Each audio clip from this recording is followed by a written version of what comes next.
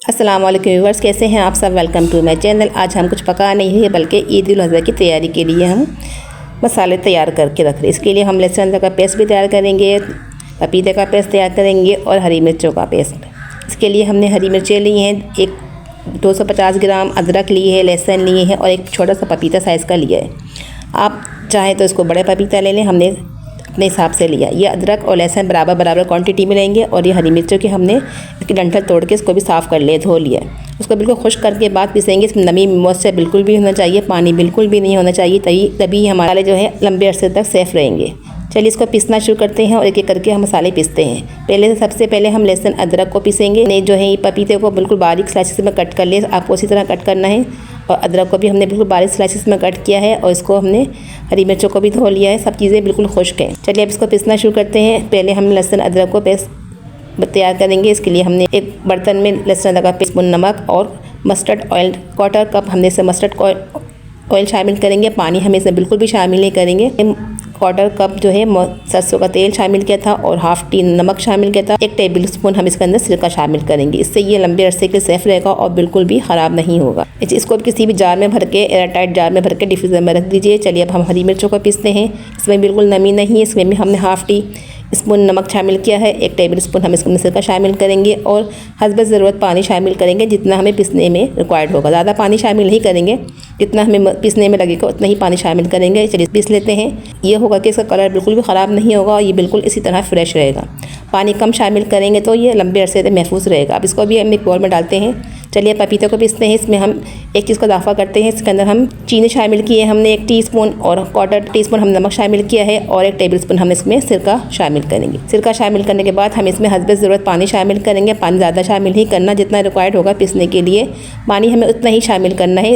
इसको भी पीस लेते हैं। ये देखिए इस तरह बारीक फाइन इसको पीस के हम इसको भी बॉल में शामिल कर देते हैं। तीनों पेस्ट हमारे बिल्कुल रेडी हो चुके हैं। हरी मिर्चों का पेस्ट, लहसुन अदरक का पेस्ट और पपीते का पेस्ट। ईद उल अज़हा पे बहुत ही काम आने वाली चीज़ें हैं। इसको ईद उल अज़हा से पहले ही तैयार करके रख लीजिए ताकि हमें ईद उल अज़हा के खाने पकाने में कोई परेशानी ना हो। हम जैसे ही कुछ पकाना हो हम झटपट निकालें और हमारा खाने की तैयारी में बहुत ही ईजी तरीके से हम आसानी से पका सकते हैं और झटपट हमारा खाना भी तैयार हो जाएगा और हमें इन सब चीज़ों को पीसने की ज़रूरत भी नहीं पड़ेगी, क्योंकि ऑलरेडी हमने सब चीज़ों को पीस के पहले ही रखा हुआ है। इन सब मसालों को आप पहले से बना के रख लिए। ईद उल अज़हा के लिए बहुत ही काम आने वाले ये पेस्ट है।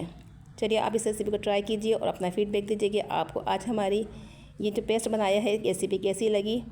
अगर आपको अच्छी लगी तो पेस्ट की वीडियो को ट्राई कीजिए और अपना खानों को बनाने में आसानी के लिए इसको ज़रूर बना के रखिए। ईद उल अज़हा पे ये बहुत काम आने वाली है। चलिए मिलते हैं भी किसी नेक्स्ट वीडियो में। अपना बहुत सारा ख्याल रखिए, दुआ में याद रखिए।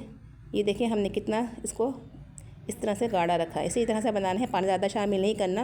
लहसुन अदरक में हमने बिल्कुल पानी शामिल नहीं किया था, उसमें हमने मस्टर्ड ऑयल शामिल किया था और इन हरी मिर्चों में और पपीते में हमने थोड़ा थोड़ा सा पानी शामिल किया था। ये देखें बिल्कुल खुश्क है, ज़्यादा पानी नहीं है इन दोनों चीज़ों में।